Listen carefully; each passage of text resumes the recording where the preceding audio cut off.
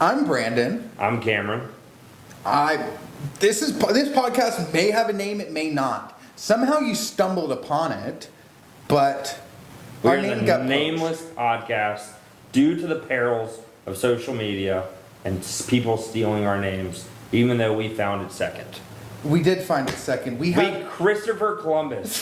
the name. the unemployable. There's an unemployable podcast. We just put "the" in front of it and called it a podcast. So who knows what you're seeing right now? Who cares what you're seeing right now? You clicked on the video. We're talking about social media. It's two people who have, in all honesty, infinite knowledge and no knowledge at all of social media. One person that uses it as their whole business, and one person that uses it to supplement my business to grow it. Perfect. You're getting two sides of the spectrum. The creator. Well, they're both probably wrong. Watch to find out. So to introduce myself a little bit, go watch our first podcast to see a full introduction. I'm Brandon. I'm Bowser to my friends, and I'm Biggie B TV online. I do social media content. I do daily vlogs. And this is what I do. I'm Cameron. Go by Cam for people that are illiterate and can't spell my full name. I have a chain of automated repair shops, and we use social media on a daily basis for outreach to our customers, try to create new customers through that, give back through the community. And that's kind of my experience with social media. I don't post personally. Way different than me. Yeah. I post on YouTube every single day. And if I'm going to be honest, I am a guilty consumer, a heavily guilty consumer of social media. I hate the fact that I consume social media. I hate the perception of social media I have. On average, honestly, my social media consumption throughout the variety of people, throughout everybody, is on the lower spectrum. My screen time is approximately 3 hours a day, which is low, but I hate that it's 3 hours a day. I think my screen time last time I looked was about 8 hours a day. So I'm consuming a lot of social media. I would say, I'm sure there's people that consume more, but mine is used for business. Probably not. I probably have fallen in the same doom scrolling that a lot of people are falling into. But I think it has a purpose. I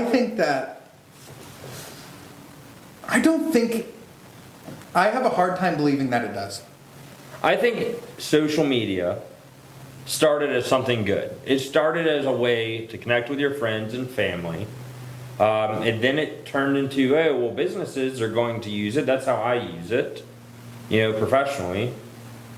And now it's kind of turned into this evil animal where it's like people are using your data to try to sell you the best thing or maybe influence your decision on something.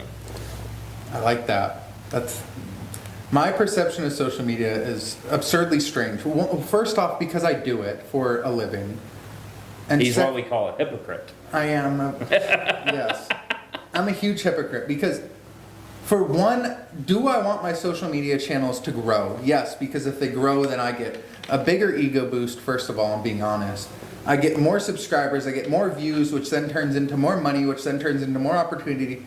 So of course I want to optimize and make my social media the best it can be in the eyes of the thing that pushes my videos. And the one thing that I really struggle with is I don't want that. Because my perception of social media it's inherently bad. Like when I first got into social media, when I was a kid, I had Instagram. And every single day I'd compete with my sister of who can get the most Instagram likes. And It's a slippery slope. and I did well. I grew on Instagram, and this is going to sound crazy, but when I was 14 years old in junior high, I grew my Instagram to over 2,500 followers. And I was getting an absurd amount of likes. You could have been the mayor in like a small Iowa town. I was the mayor in my elementary school and junior high. I had the most followers out of You were anybody. 14 in elementary school? I was 14 in junior high, I think. In elementary school, you've been held back a couple years. I was held back a couple. But I was at 14 in junior high. I had like 2,500 followers, which in my mind was a lot. That's more than me. And I was like, oh man, I'm the best. I'm so cool. And everybody loved it. Everyone came up to me at school, and I was like, how'd you get so many social media followers? You want to hear a secret? You paid for I it. paid for them. Ah, Yeah, I used some Christmas money to buy them, just to keep perpetuating those the old fact. bot accounts. That's what I said. I used an old website called Gramhoot, which was a way to get followers, and you could do like 100 followers a day. And for however many 24 days in a row, I sat there getting my 100 followers a day for $1. Just boom, boom, boom. That is something we're not going to stoop to the lowness of for this podcast. We're not going to buy 100 a day. Thousands. Thousands. Thousands. But that was my first initial perception of social media is I have to keep the followers going up. But that's kind of how it's been fed to us, honestly. That's how it's been It fed. was fed. How many Facebook friends do you have? Like when you look at your first page, on the top, it has your number of posts, which is basically the number of times you've contributed to this monster. Then it has the amount of followers of people that they're interested in seeing your post. And then it has the number of people that you follow on Instagram. And when I was a kid, that ratio had to be just like I a frat remember party, like man. you were a loser if your ratio wasn't positive. If you, oh my gosh, we lived the same life. Yeah, it was, If you you were were following more people than followed you, you couldn't. And I remember if I got close to that ratio, I'd have to take it off. I'd have to unfollow people in order to follow more people so my ratio stayed the same. And that was my initial perception And of see, social I media. always struggled with that because like there's a bunch of channels that are posting cool or like pages that are posting a bunch of cool car content on Instagram. So I would follow them for all the cars and stuff that I was interested in. All those people aren't following Cameron back. No. So then it's like, this isn't a game I'm gonna win. And you gave up the game. Yeah. I didn't give up the game. I bought more followers so I could follow who I wanted to. Wow. It was depressing. It was a sad Pretty deep. reality.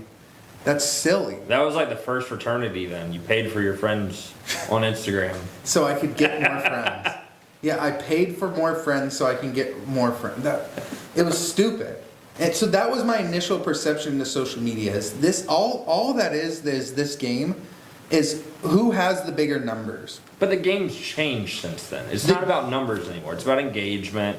Now you can make some dollars off of it. Yeah, now subscribers is the least helpful metric that you can ever have on the Yeah. social media landscape is what I've learned. That's wild. A little bit about me is I have 51,000 followers on TikTok.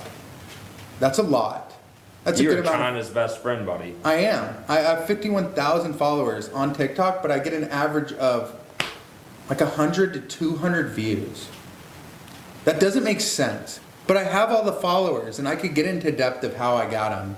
But so like, where do you think followers are not seeing your content as much? I don't think followers matters. In my scope of social media presence that I've experienced, I carry around a camera all day. When me and you hang out outside of the podcast, I'm carrying around a camera. It makes me look really important. It does. And it makes me look important. It makes me look way more important than how many followers I have. Do you get but like a feeling of importance from that? No, that's the trap.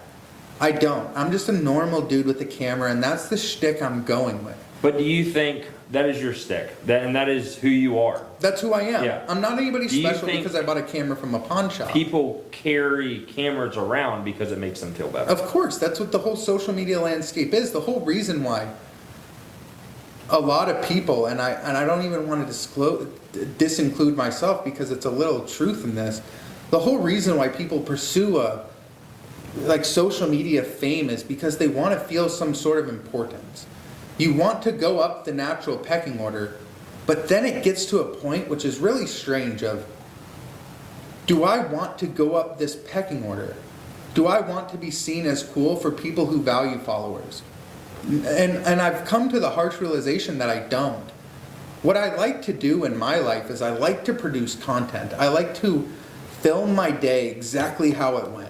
And so what I think you're kind of describing is like the people that, are you going to be the person that makes the best movie for the Sundance?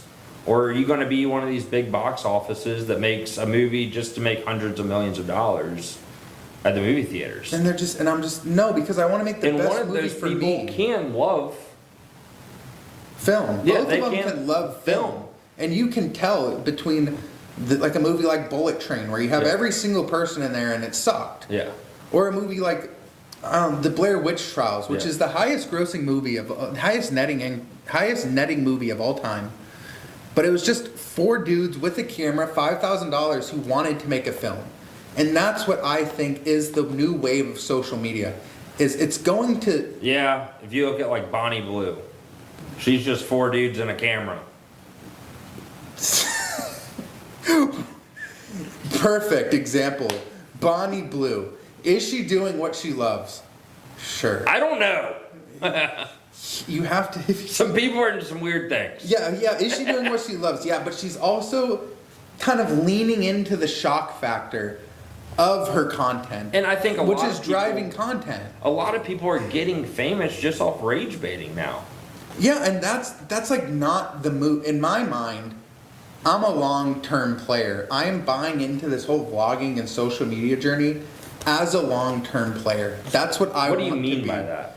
I think that the social media landscape is going to resort back to what old YouTube used to be. Old YouTube, when I was a kid, used to be authentic people sitting there talking to a camera like this and just being themselves and not chasing likes, not chasing followers. Because back when YouTube started, nobody was getting paid. PewDiePie, when he first started, nobody was getting paid. When he was the highest paid YouTuber, the only way he would get paid is by somebody handing him money to talk about something in the video. And that was such a foreign concept. Now, of course, it's not, because now it's seen as the biggest way of marketing. And But- you have these, I think one of the problems with social media is when you don't do it the way that you're describing, where you're being authentic, you have this thing where you're always upping the ante. You have to. And Because you're that is focused a on dangerous growth. game. It's a dangerous game That in has anything. consequences that you don't come back from. No, because you can't take things back on social media. I mean, there's been a numerous of these influencers, these guys that are famous. They started on Vine, where they do these horrible videos, and it ends up haunting their life. Yeah, just deplorable actions, and we shouldn't name any. Because We're not going to go into any detail, but you know the ones that are famous that we're talking about. Yeah, that they have some deplorable action in the past because they're just chasing views. Some of the biggest creators now. But then They were chasing views because you need to get bigger and badder to chase the high that you once had. do you think it's possible that those people can then flip the script and start doing stuff for good? I And think that's it makes up for it. I think that's exactly what some are doing. I do, because I think exactly what a lot of people are doing in the social media landscape from what I've perceived is the old saying, there's no such thing as bad publicity. You can recover from almost anything. In social media, there's 3 things that you can't recover from, and these 3 things I can't even say. But there's 3 things you can't recover from, and you can do pretty much anything but that. And some people have even recovered Yeah. from the 3 bad things. And And like the one person I'm talking about, I'll just name drop. Steve will do it. Started Okay. off as a complete degenerate, drinking, partying all the weekends, just depicting this lifestyle that any 18 to 22-year-old would want to live. yeah, And now he's using his platform to go change the lives of people that are less to fortunate. do good. Yeah. So is there merit to doing deplorable actions in order to gain followers to then get to where you want to get to? And suffer the fall off of 50% of your fan base saying, yo, I subscribed for your antics and not for you. Yeah. Yeah, that's a very plausible and smart business move. But it's not predictable by but any means. Let's say like we can use like Nelk. Yeah. I like Nelk. I've met the guys from Nelk, and they don't know who I am. Let's get that straight. But I've followed Nelk from when they're posting prank phone calls with their first buddies in their garage, to when they started dressing up as fake employees, to now when they're doing grandiose videos. They're doing, $100,000+ vacations to all over the world. Yeah, and But they're still depicting a lifestyle but they live. that is not true. Yeah, but they live that lifestyle. They I don't did. think all the time. Yeah, not all the time, but they're not filming the bad parts of being Nelf. They're not sitting there with a camera in their face, hung over. But as how much hell. of that now? Let me ask you a question. How much of that partying, because they're not doing pranks anymore, they're not doing what got them famous. They're predominantly showing this lifestyle of partying, which they now own an alcohol beverage company. So how much of that is to sell the Happy Dad product versus just portraying who they are? Oh, that's a good question. Like, was this their whole game? I don't think it's their whole game. I think it's just what they found into. What they like pivoted any, into? Yeah. I think that's any content creator. You know, you have these. There's this guy on TikTok I used to watch. He started off doing these little inventions, like turning, this into that. This one series that he was doing, I can't remember his name, but he took one of those like old tugboat sandbox kids toys, and he put it on top of a jet ski, and he made this tug ski. And that was like this like big series that he did. They got a ton of followers, a ton of attention. And so I think a lot of social media has thrown enough shit at the wall and seeing what sticks. But you also have to differentiate yourselves from others. But nobody really knows what's going to work. The only person that's really has a banger every video and has the same retention and views is Mr. Beast.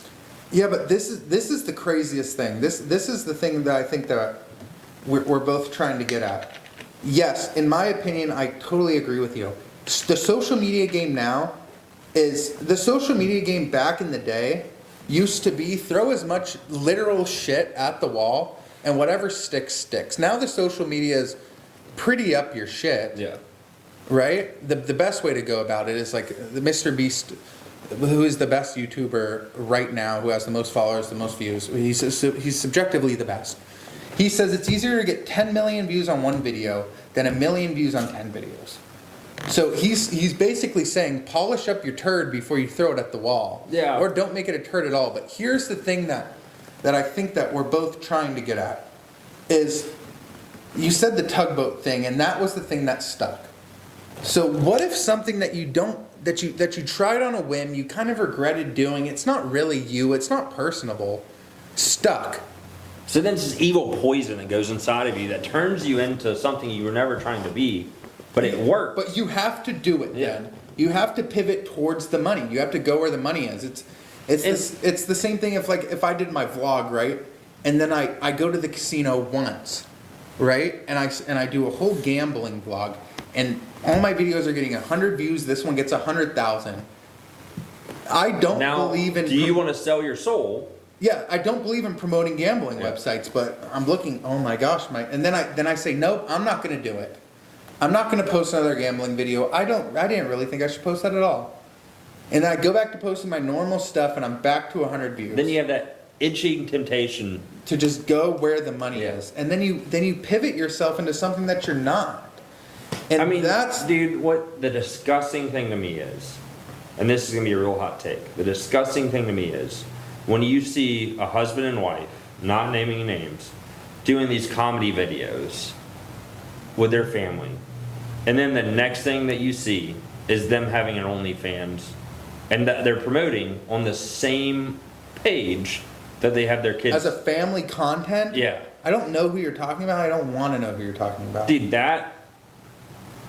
that's how fucked up social media is. Yeah, but that's like chasing the bags. Like that's why my perception of social media is despicably sick, because you're chasing the bag so hard.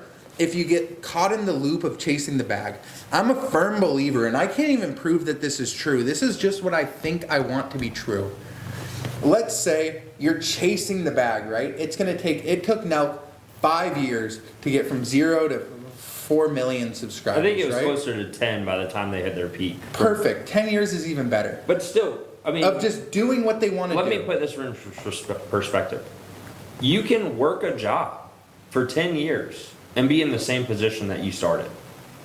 Yeah, but and then. And so 10 years seems like a long time, but it's not. It's not, but what I'm trying to say is you can be your authentic self and eat the spikes and then follow the same trajectory of 10 years without selling out, then ride the high and get to 4 million subscribers in 5 years, and then in 10 years you're at 15, you're at whatever, right? I think that the curve of being your authentic self is, yes, it's going to be slower, but it's going to be more fruitful and more value intensive, and it's going to be bigger. Rather than if you follow the perception of riding this. I think we're both on the agreement that social media is despicable.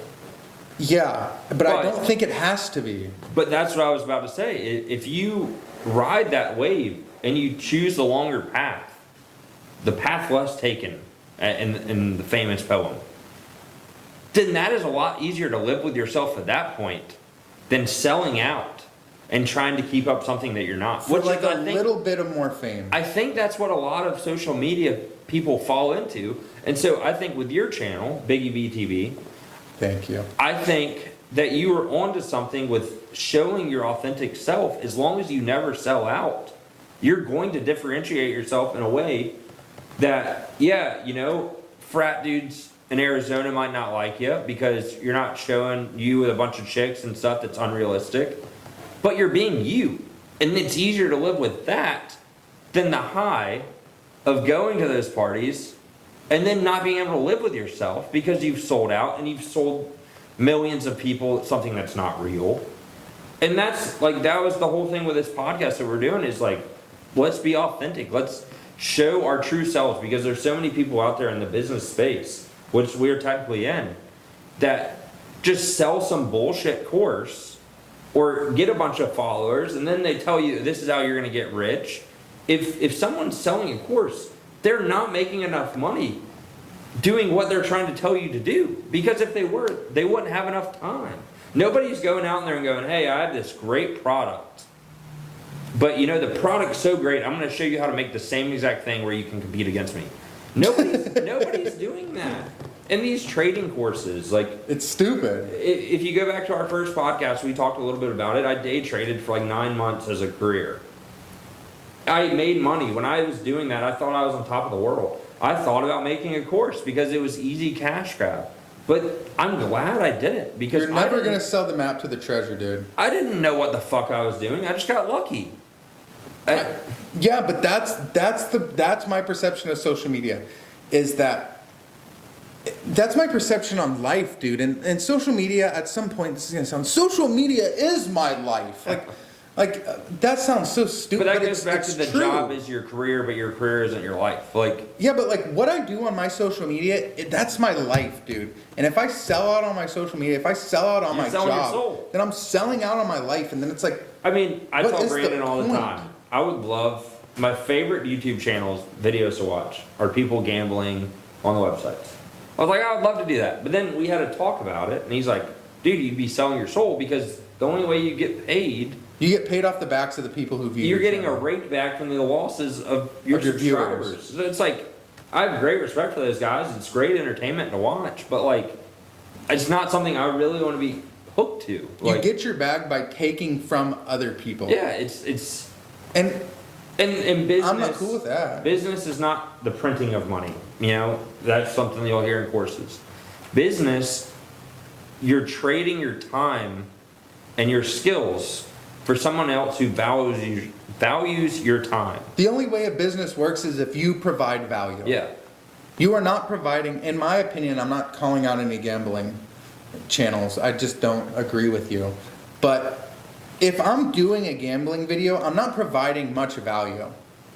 I'm not. I'm just showing you me spinning a slot. I'm not providing value, and I'm taking away your value once you go on the channel and try to replicate my wins and you lose.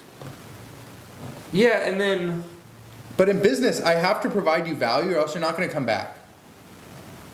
Yeah, it has to be a different experience than they get somewhere else. It has to. That's the only way you create repeat customers. You offer a better experience than somebody else's, and that's exactly what you're doing with your channel. And so, With my channel, you're watching a normal dude go about his life. Some of my days are fucking boring. It's just what it is. I can't be fun every day. I have to sit and edit for 4 hours. But that's what you get. So you lose a sixth of your day. I use a sixth of my day producing my videos, Yeah. but that's normal. I can't take that out of my vlogs. I have to. If I start a vlog at 1:14 because I was up from, And I woke this up is at something 10, else. then I have to say it. This is something else I want to talk about. Do you think the people that use editors lose some of themselves in the creation of their video? If you hired an editor, do you think you would lose some of the same things that you're trying to put out? That's a sick question. that is despicable. I hate to be this guy. It's a yes and no, dude. Do I have the experience and the pedigree to talk about that? No, first off, but can I put myself in that predicament? Yes. Let me rephrase the question. No, I want it phrased just how it was. Okay. That was a perfect phrasing in my mind. It's I just have an add-on point after that. it's so difficult to answer. Do I feel like I'm losing some of myself? No, because I'm not. There's about 10 seconds of content that you can get from editing a video. And the only 10 seconds that you can realistically get from editing a video is either a time lapse or some snazzy editing that you still have to edit. So So my question it was, opens up my day more to make better content, but at the end of the day, this is what I am. I'm a dude right now who's unemployed living in Georgia with okay amount of stuff to do.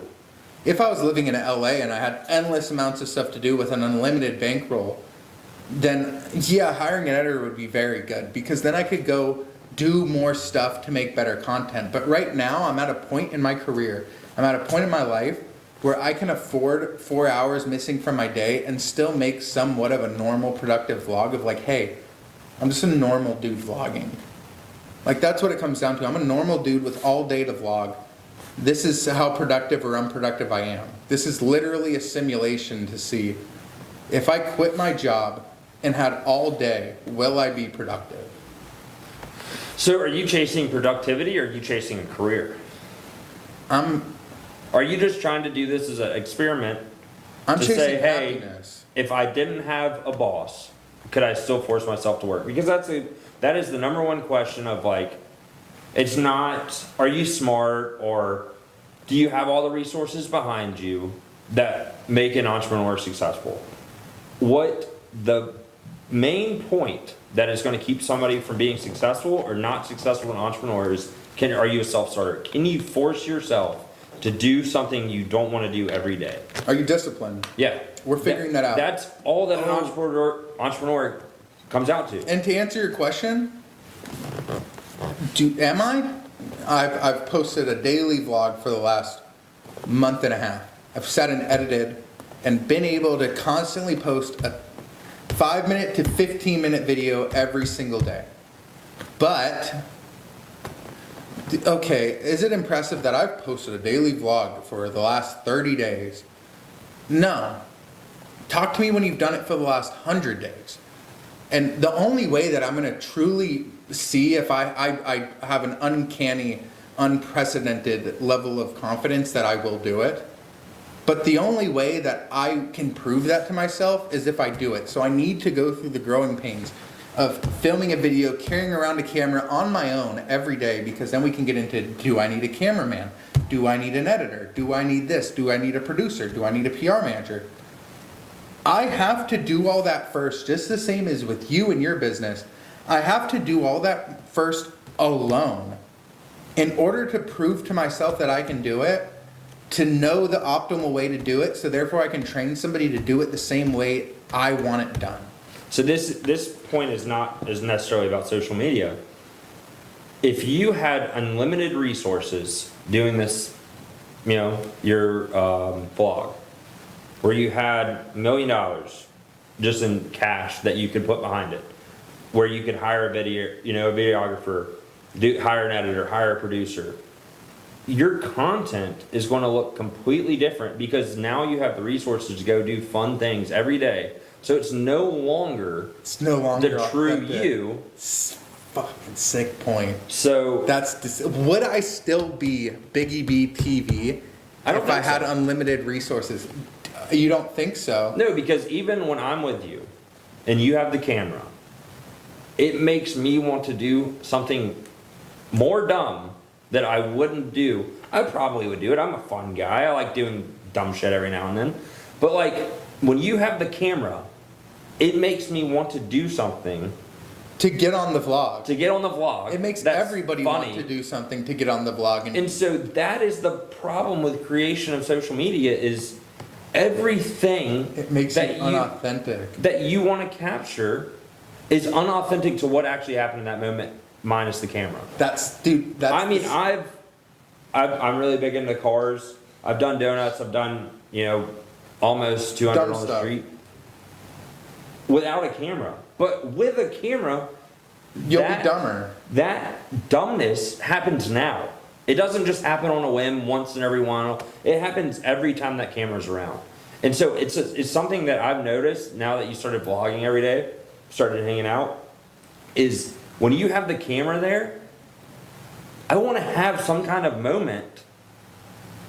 And I made the vlog a couple times, but it's nothing like, oh yeah, let me do some dumb shit. So I have to suppress that in me, being a mature adult, of like, hey, let's not do this dumb shit just to be on the vlog. And I think that is what 95% of social media, whether it be Instagram, YouTube, is some kind of attention-seeking behavior that wouldn't be there without the camera. Let me piggyback off that because I totally agree.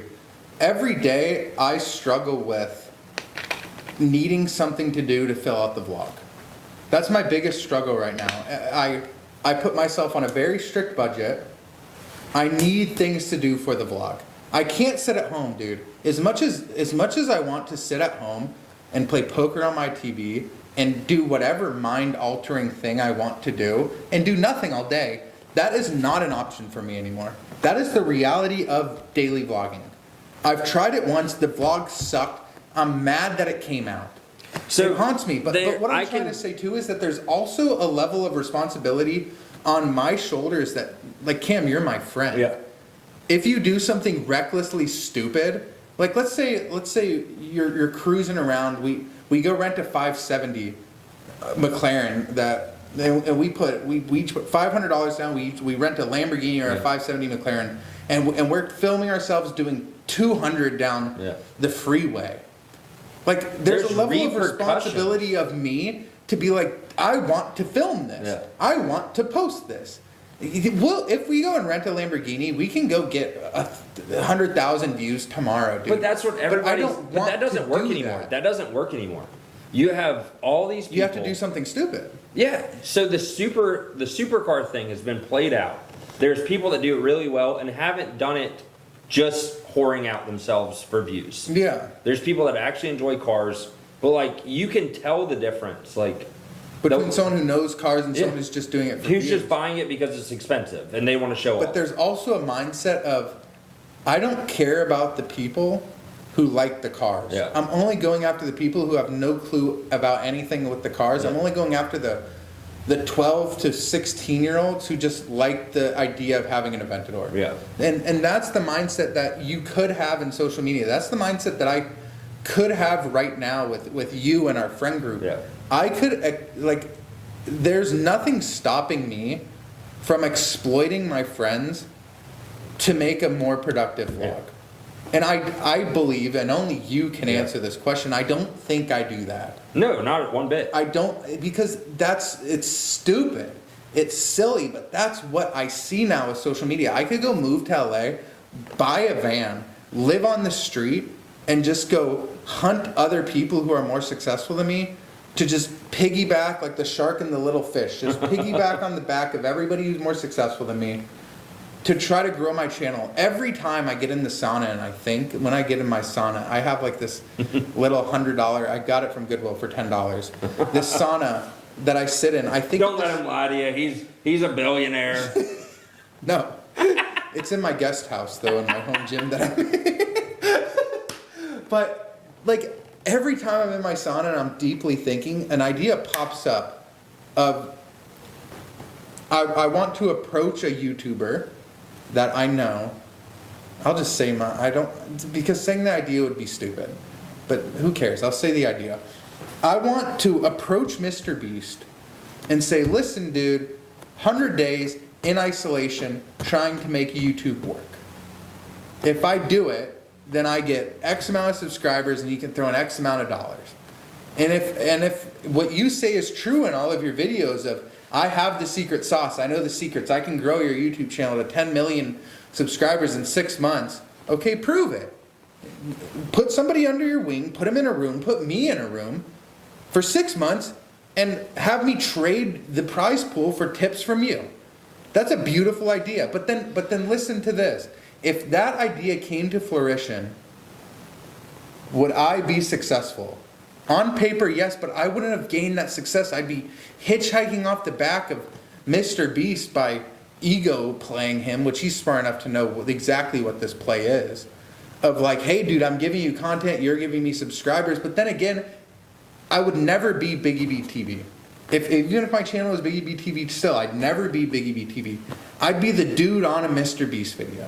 Which some people are cool with that. Some people are cool with getting their followers from somebody who's bigger than them. Because it's insanely hard. You don't know how hard it is to gain authentic social media followers until you've sat there for a year and all you have to your name is under 1,000. And then you still have to keep grinding, you have to keep doing it. But to be successful from nothing is way better than being handed something and then being more successful from a higher starting point. You know, it's statistically Probable? no, proven, What? statistically proven, that kids from lower income housings have a better chance of success than kids with a trust fund Yeah. at reaching $1 billion. Yeah, but I bet if you ask 95% of people, I bet if you ask everybody in the world, 95% of them would choose the trust fund. They choose the fast money. They choose the success that's easier. And that's just, and I think my brain is just telling me, like, because my brain is wired, just, I don't know if everyone else's is like this. Please tell me if I'm alone or not. But my brain is wired to take the path of least resistance. I want the easiest way with the most success every single time. But that, because like I'm too stupid or whatever it is that I don't trust myself to do it, and I need to prove to myself that I can do it with no help. There's a need for some kind of experiment where you could test people today and test people in the past on their expectation of results. I think the attention span and the expectation of results, that time period, I would say it was about 1/10 of somebody from the 80s. Do you think that's based on social media consumption? I think it's based on social media. I think it's based on the fact that now if you have an answer, you no longer have to look at an almanac or a dictionary or a No, you source. just ask ChatGPT. Yeah, you just ask Google or ChatGPT and you have the answer in it instantly. We've solved the need for answers. I'm in public right now, and there's people who, like, they say, I wonder how much that street lamp cost. I'm gonna ask ChatGPT. Like, we are so based on social media. I think ChatGPT is a form of social media, but now yeah, I had a customer in my auto repair shop. We don't pay for any kind of advertising or anything off of ChatGPT, but we got a customer from the ChatGPT at the auto repair shop. He said, I came here because ChatGPT told me to. Yeah. That's wild. Yeah, they posted in ChatGPT like, hey, you know, what's the auto shop around me? And we are the highest rated ones. We'll clap on my back. But we ended up getting that customer from ChatGPT. Yeah, and but there's a saying, or a quote from a book I read. I can't remember if it's The Magic of Thinking Big or Freakonomics. But it basically said, the guy was talking about how much you pay for a fact man. Mm-hmm. And he said $300. And he said $300 a month, $300 a day, $300 an hour. He said, no, $300. Because Forever. that's about what I would pay for an almanac. Yeah. So being a fact man, which is basically social media nowadays. It's ChatGPT, it's the internet. Being a fact man no longer has a value. You know, trivia, for example. The people that are good at trivia, it doesn't mean shit. It does. I don't like trivia. Yeah. And I agree with you because I hate trivia and I'm not good at it. I'm pretty good at trivia, but it doesn't mean anything. Like, I'm full of useless fucking facts. Like, that's all it is. Yeah, but now, But now it's like trivia is obsolete because ChatGPT will answer it for you. But what I'm saying now is like the issue that I have with that kind of landscape is that I don't want to say dumb people, but just people in general need an answer. And now. We need an answer now. And now it's like, oh, I'll ask ChatGPT about any stupid question I can conjure up just to get the dopamine rush of getting an answer. And I think that's what social media has trained us to do, of like, we need some sort of dopamine rush and we need answers now. But it's like, well, it's like ADHD. ADHD is, I'm sure if you looked at a bar chart, the number of kids that have ADHD, me being one of them, is probably significantly higher than it was 30 years ago. And part of that comes from social media. yeah, but this is a weird, that's such a weird concept to get into, and I'll challenge you on it. I was diagnosed with ADHD or ADD at 4th grade.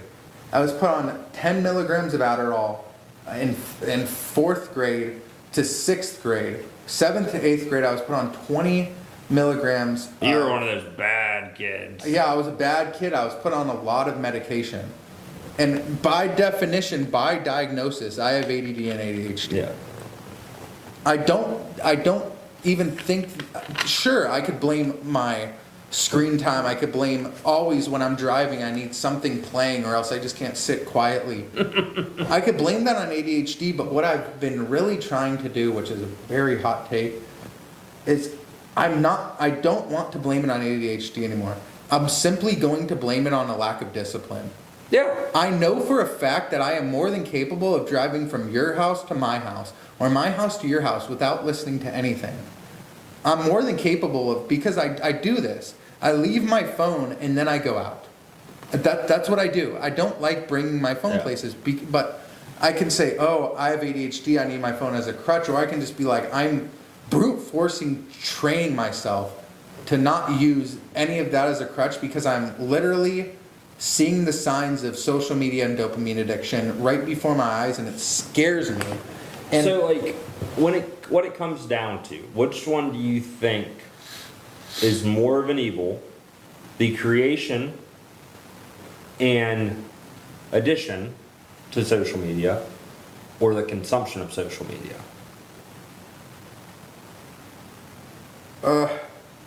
It's all based on your perception of it. I think that, Like, do you think, yes, you're showing your authentic self. Do you think what you're doing with Biggie B TV is adding value to someone's day, or are you just taking time? I think that, yes, I am taking time. I am. If you watch one of my videos, I am taking your time. If you're watching this podcast, we're taking your time. But you can perceive it however you want. You can blame it on anybody else. You can be like, I'm not taking your time, you're giving it to me. It's the classic like drug dealer thing of like, if I don't take your time, somebody else will. Yeah. But the way that I justify it is, I believe what I'm doing adds value. I believe that the content that I'm producing adds value to somebody's day because I'm not lying. I'm not lying about what I do in a day. I'm literally doing it. What value are you trying to provide? I think that the value with my current channel that I'm trying to provide now is, can you quit the job that you hate and find happiness? Was it the job or was it you? Was it the job making you upset, or was it a deeper underlying issue of why you're upset? If I'm going to be honest with you, I have more time in the day to go do whatever I want. Am I more happy? Yeah. Am I a lot more happy? Is it a Maybe. lasting happiness? Maybe. I don't. Because wake up- everybody has jobs. Everybody has that wake up on a Monday morning, anywhere from 4:30 to 8:30, depending on where you work. And I have to do something. And it's like this, oh shit, not again feeling. I don't have that feeling Yeah. anymore. I don't. I don't have a feeling of, oh shoot, I have to get in front of the camera and record. I don't have that feeling, but every day when I woke up, I had that, fuck, damn it, moment of like, I have to go to work. I have to see my boss. And that's kind of I'm beefing with my boss right now, and I have to figure that one out. I have that's to. kind of what we're trying to get to the bottom with this episode of the podcast is like, what with social media solves that, makes it worse? Is it a positive? Is it a negative? You want to know? You want to know something really weird, and I can't judge it. This is just an Yeah. opinion. I feel like I have so much time on my hands, man. Every day. In all honesty, it's like I'm retired. The only thing that I realistically have to do is film. Because I enjoy editing. Editing is like a hobby for me Yeah. because I'm constantly getting better at editing. I'm finding new tricks and it's fun. It's titillating. But I'm basically retired right now. The only time when I'm sad is when I'm not working. Is when Yeah. I'm not providing good stuff for my blog.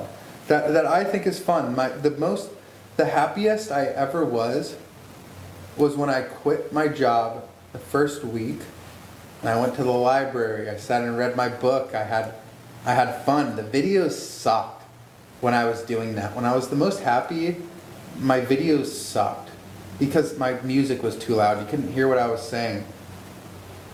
But Yeah. like now I've hit like some sort of wall where I'm just like I've lost that fun. And I'm saying that now because I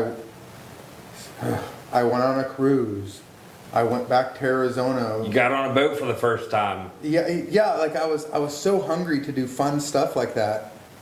But the reality But of the it hunger is is, subsiding, and I don't know why. But like the chase of always trying to find something more fun is still there.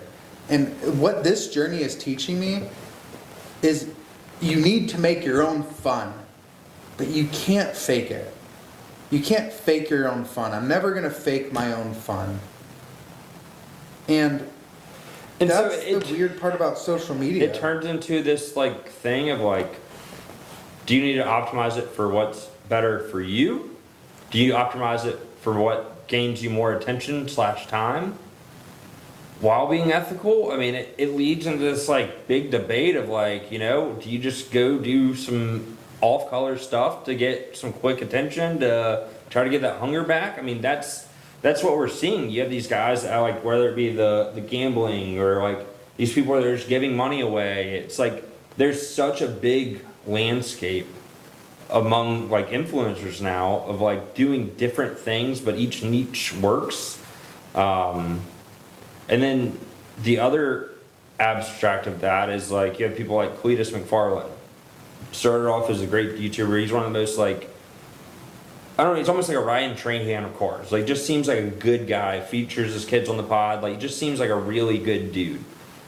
Well, he started off by building cars and stuff like that, like doing these cool projects that like were really accessible to the everyday person using like cheap LS motors. And now all of his cars run 6 seconds, so it's not as like relatable to him. But he's still getting the same viewership. It's extremely weird. I know what you're saying though, because it's like, when do you lose your relatability? Yeah. Because we both watch the same content. Me and you both watch the perfect example, and we're just calling out YouTubers, which is fine. I mean, but we're not Rampage. doing negatively. Yeah, you know Rampage Poker? Yeah. Perfect example is Rampage Poker. He gained his following from playing 1-2 and 2-3, which is very low stakes poker. You can buy into a 1-2 game for $200. You can buy into a 2-3 game for $300, which is very accessible. But he gained his following from those small games, and that's what I like to watch, Yeah. dude. It doesn't matter how much money I have. I like playing 1-2. I like playing 2-3. Me and you. It's the most pure form of the game. Nobody's worried about losing a big pot. Yeah, we're just having fun and we're playing competitively. But like obviously, look at our set, dude. Me and you, we're not sitting here struggling for money, Yeah. nor do we need $5,000 from our friends, right? But like, I relate to the 1-2 streets. I relate to the 2-3 streets. When I go to the casino in Arizona and I play poker, I play 2-3. Can I afford to play 5-10 once or twice? Do I have $1,000 to go lay down? Sure. Yeah, but it changes the game. But I don't want to. I feel the same way playing a $600 pot as I do a $1,200 pot or a $2,000 pot.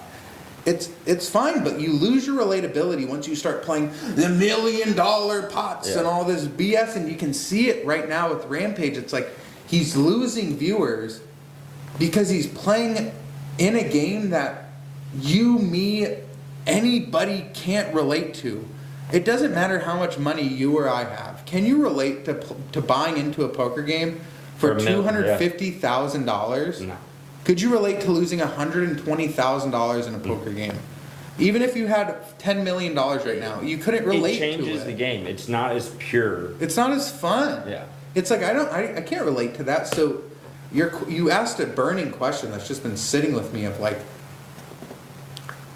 would my content change if I had $10 million to start with? Of course it would change. I would be doing way more cool and absurd and fun stuff, but I think the beauty behind like starting a YouTube channel like what I'm doing, the vision that I have is let's see See if the average person can figure it out. Let's see, because if I get right now at the time of recording this, I have like 159 subscribers. I'm not making any money from it, which is Don't let them body y'all. No, which is fine, right? I'm not making any money from this channel, and that's okay. You will instantly know. It takes anybody. You will know when I make money. I will tell you. I'm starting to make money now at this job, and I'm never gonna delete a video. I'm never gonna delete a video, and you're gonna see from when I had no money to when I'm making $1 million, $5 million a year off YouTube. And you will be the judge. Anybody who's watching my content will be the judge. Is it the same guy? Has he changed? Yeah. And you know what? When I look in the mirror when I'm making $5 million a year off YouTube, I know for a fact that I can look at myself and say, I have not. It's always been Biggie B TV. And if I ever have, then luckily I have a support group around me that will be like, hey, dude, you've changed. And I've built that support group for myself. My fiance won't let me change. My friends won't let me change. My parents won't. Nobody will let me be like a degenerate for money. And that comes down to my upbringing. My family's been rich. My family's been poor. I know what both feel like. And I know what it feels like to pretend to be rich. I know what it feels like to pretend to be poor. And it's boring to pretend. It's boring to act in any way. And I've done both on social media. My mom worked at an airline she worked at an airline, and we got to travel for free. When I was posting on Instagram and everything, every 3 months I'd post myself in Rome, Bali, Prague, Aruba, the Caribbeans, Turkey, Greece, wherever. I'd post myself anywhere. I'd post myself on sitting in the cathedral with from everybody else's minds, dude. I was loaded. I wasn't. The household income was like 80 grand, 120 grand, but it looked like it was in $1 million. Scottsdale. Yeah, it looked like it was $1 million. Yeah. I could go to Scottsdale and post pictures with. I used to go to the car dealerships in Scottsdale and post pictures with the cars.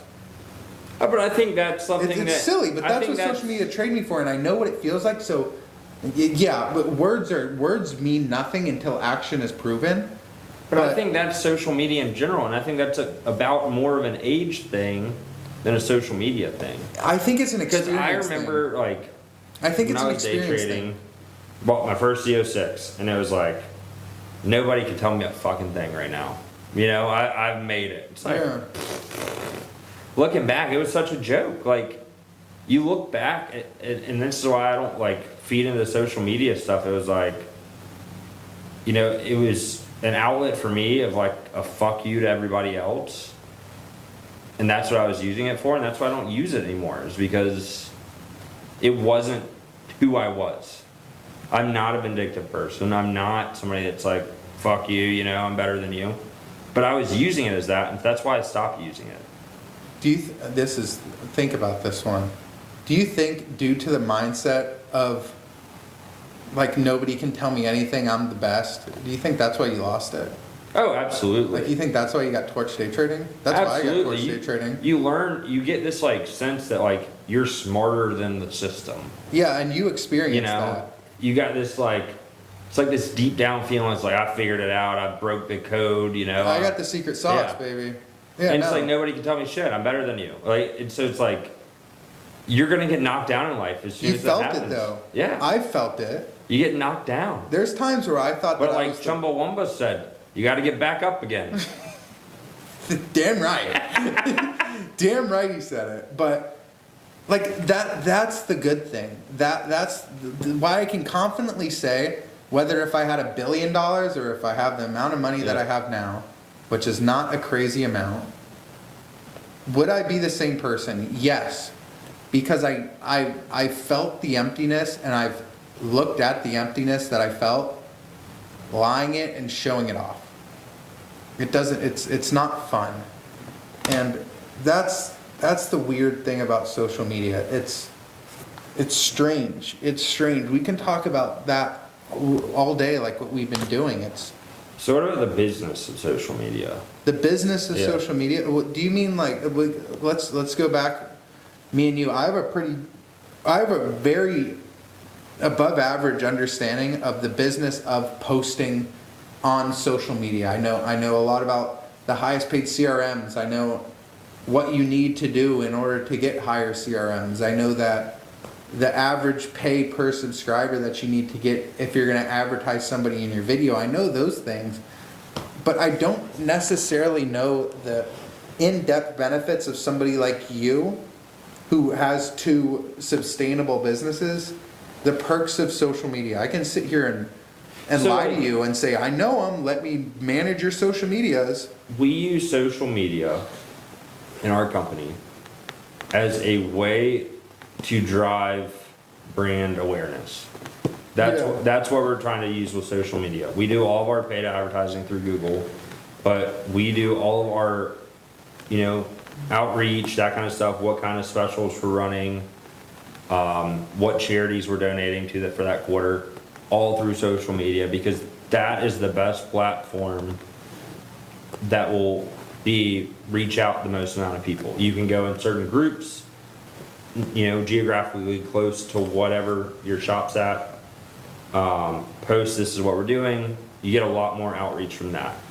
Beyond that, there's some shops out there, Royalty Auto Care down in St. Mary's. They use it as their big driving force of who comes to the shop. They get technicians that they hire from it. They get tool sponsorships. We're not using that way. Oh, because you're not constantly filming in your shop. Yeah. Yeah, once you do that, it's a whole separate business. Yeah, and I'm in the business of fixing cars. I'm not in the business of content creation. I don't want to be in that business. It's a hard business. Yeah. Because then you have to totally pivot your business. Then you have to get a bunch of all your Everything employees at have to that be point, consenting yeah. to be. Everything at that point is fake. You know, we're not fixing, yes, they might be fixing the cars the right way, but you're doing it in a not an authentic way to how the shop operates. And so I want to be authentic on social media nowadays. I don't want to have a fake persona or fake reality. I want people to see what's real. And nobody likes it. Nobody likes Yeah. a fake. I have a story. Go ahead. And this goes into like my content creation deal. I did a video where I went with a grabber and picked up trash around our city. I picked up trash, and then a lady came up to me and she was like, "Are you picking up trash?" I was like, "Yes." She's like, "Oh, I'm part of a group where we go around every Saturday and pick up trash." And I looked at the lady and I said, "Lady, I'm doing this for I'm doing this for my YouTube channel." And she looked at me like I just said the most heinous thing in the world to her. And it spawned in me because I was like, this is a good idea. I'm virtue signaling right now, picking up trash. Like, this is stupid. But then I was like, oh my gosh. So the next clip I did in that video is, I am picking up trash. Am I doing a good thing? Yes. Am I filming it? Yes. Is filming it a good thing? No. This is a net even. Yeah. I'm not doing a good thing picking up trash. I'm not doing a good thing filming it. I'm not doing a bad thing filming it. I'm net even right now. And that's a weird perception of social media. Like, you have to be honest with your viewers. Everybody knows that the dude walking around picking up trash on social media or giving money to a homeless guy, yeah, you're giving money to the homeless guy, but you're also filming the homeless guy. You don't film the homeless guy. Don't film giving money to the homeless guy. Like, I know people have made empires giving money to homeless guys. The biggest creator in the world, his first brand deal was giving it to a homeless guy. Did you know that? Mr. Beast's biggest video, his first big video was giving $10,000 to a homeless guy. Did Mr. Beast do a good thing there? Yes, of course he did. 100%. He gave $10,000 to a homeless guy. But did he also film and use a homeless guy for his video? Yes. Did he pay a fair price to do it? Of course he did. So that's why it's fine. Yeah. Like, everybody can sit here and hate. I'm not hating on the concept. But I'm saying, like, going up to homeless guys and giving them $5 and being like, hey, dude, do a little dance for my vlog for $5. That's messed up. But like, giving a homeless guy 10 grand, there's tasteful ways of doing unethical things online. And I think that not many people cross the line because they know that the repercussion isn't that bad. Yeah. You follow the mindset of, like, no publicity is good publicity. Yeah. And it's fine. And that's the strangest thing about all this. That's what's weird about it. That's the biggest, like, takeaway from social media. Is like, what do you want out of this? What do you want out of the social media? What do I want? And which is the best thing, because I do it. You want brand awareness. Yeah. You said that. Yeah. What do I want? I want a documented experience of what happens if an everyday normal guy persists on social media. What happens to him? I don't know what's going to happen. And then it's like your favorite story, because people are not linear objects. People are ever increasing in certain ways. And so one thing that I am excited to see in your vlogs is you're changing your personalities over time. That's what you're seeing. Yeah. You're seeing some dude who literally gave up everything for this. I gave up $80,000 a year for this. Yeah. At a job that was fucking cake. I don't care if you see this. And so I sat at my job, dude, for 10 hours, and I worked an hour or two a day. I did the same thing everybody else did. I did. And that's what it was. I gave that up to do this. That, in 80-90% of people's mind, that's stupid.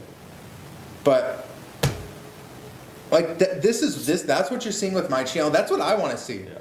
That's my biggest thing. When I started my channel, I was like, what would happen if I did this? Nobody else is doing it. I wonder how many other people are wondering the same thing. What if I quit my job? What if I saved up 50 grand for 4 years? And what if I quit my job and did this? What would come about it? I'm gonna figure that out. Yeah. And then once I get big, once one video blows up, I have a whole backlog of the real bad stuff that I'm doing right now. Like, I'm not bad as in unethical, just like bad as in, like, I don't know what to do today. I sat on my porch and read. I don't know. Like today's vlog, it's like, I went to jiu-jitsu. I'm filming a podcast. That's all I have today. Yeah. That's what today is. What are they? We're figuring out questions, and that's what I want out of social media. Is I want what would happen if I did something that I wanted to do. Do you want to know? That's what I'm trying to figure out. Do I know if it's going to work? It has to. I think we're getting close on time. Yeah, but what about? Yeah, we are getting a bit close on time. Do you want to save that for the next podcast? I think that there's so much more to talk about here. I think that it wouldn't hurt to do another social media podcast. We'll talk about that, kind of how AI is kind of changing what you see. I think that we can do a whole different thing of AI and social media. And then what are you trading when you watch social media? So, I think that we'll answer that question in the next podcast. We'll leave them on a cliffhanger. I like that one, Cam. thank you for watching. As always, thank you for watching. We'll have a name next time you see us. Maybe. See ya.